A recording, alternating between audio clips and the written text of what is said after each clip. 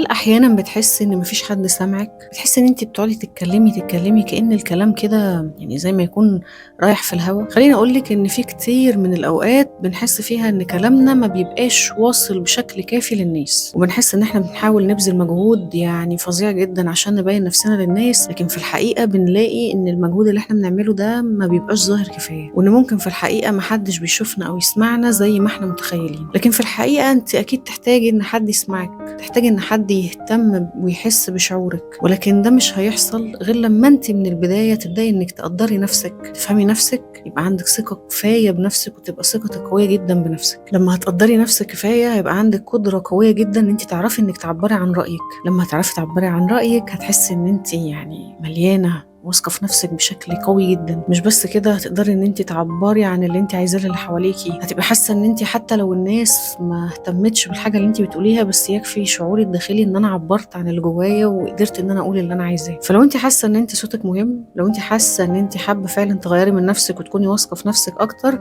اشتركي دلوقتي في كورس ارفع من ثقتك بنفسك وتوكيدك لذاتك واستحقاقك، وهتلاقي لينك الحجز بتاع الكورس إما موجود في الdescription تحت أو موجود في الbio.